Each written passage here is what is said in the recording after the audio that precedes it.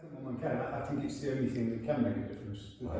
This is my view, which is why I'm involved in White Ribbon. I think it has to start, I think, with individual men who, hopefully, eventually, collectively will come together to change the attitudes of other men. But I think it has to start with one man having a conversation with his family, with his friends, with his work colleagues, with other men, and hopefully sparking that conversation that will lead to change. That's my view. I think so too. And I wonder as well whether perhaps one of the difficulties of getting men to engage with, the reality of domestic violence, which hides in plain sight, is that it's something that happens to other people. It doesn't happen to our family. It's therefore, in terms of their own agenda, perhaps quite low down. But actually, it is very, very widespread across all groups, all income groups, ethnicities, social class, whatever.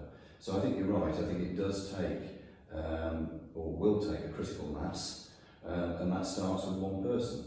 And we probably will be looking at many months or years, perhaps, maybe, before that traction is achieved. But it has to start. The best time to start is now, by talking, by engaging, and by not giving up, and pushing back against the undoubted resistance that I think will come from some quarters who don't believe domestic violence is a problem.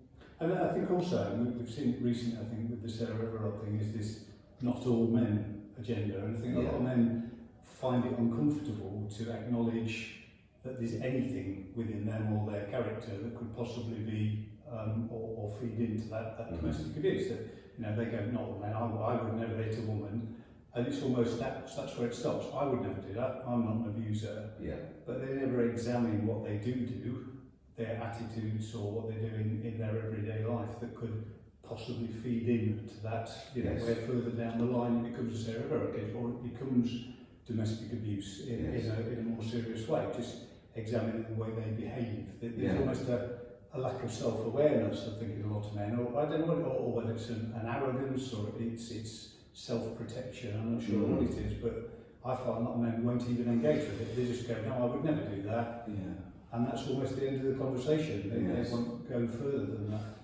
I wonder as well whether some men perhaps, think, well, domestic violence is about, the physical violence that occurs, and unless, I'm actually seeing a man hitting a woman or seeing a woman with obvious physical injuries, but that ignores, a large part of domestic abuse and violence, which is the emotional and the psychological, which is the control, it's the gaslighting, it's the manipulation, it's the fear, it's the woman being made to feel, so uncertain, she's walking on eggshells. She's literally having to survive every day because she doesn't know what version of this man she's going to have to deal with. Is it going to be the nice one, or is it going to be the one who is, is going to be the abuser?